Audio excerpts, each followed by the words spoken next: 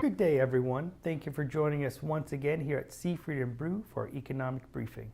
I am Jamie Sumner, the chief analyst, and for this week's briefing, we want to look at some inflation numbers and then follow that up by looking at what the Atlanta Fed is placing the growth rate for the first quarter of 2019 using their GDPNow model.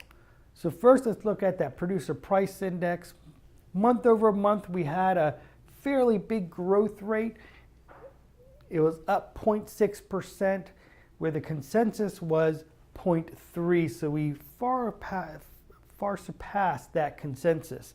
And then we look at the month or the year-over-year numbers, and we can see those year-over-year numbers had been coming down for the past couple of months. But in March, we saw it pick up a little bit, fueled by that demand number, and in fact it was up by 2.2%, beating the estimates at 1.9. When we look at the core number, that was up 2.4%, and the rate at consensus of 2.4. Recall that core number strips out the volatile food and energy items. Similarly, we look at that consumer price index, and we can see month over month, all items were up 0.4%, rate at expectations, and then that all items on a yearly basis up 1.9, just beat the consensus number at 1.8, so showing that slightly greater amount of inflation in that consumer price index for year over year. Look at that core number. Core comes just under where we see the consensus, 0.1% growth rate in that core CPI, where month over month consensus was 0.2.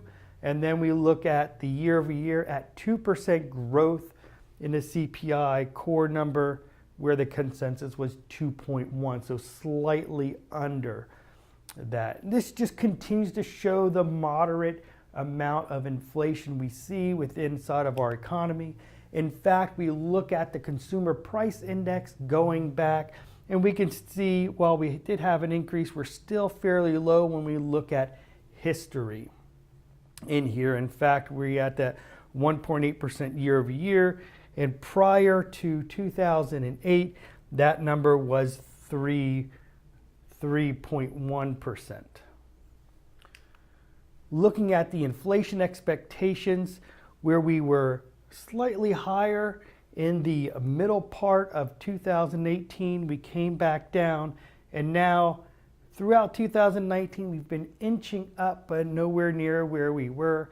This kind of leads into the volatility that we've seen in that 10-year Treasury over the past 6 months.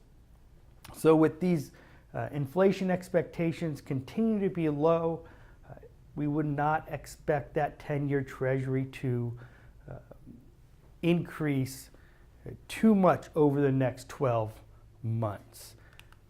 Now for that first quarter estimate of GDP, the Atlanta Fed coming out at 2.3%, much stronger than when we saw at the beginning of the quarter when we were down below 0.5. So we've had some good inventory numbers come out.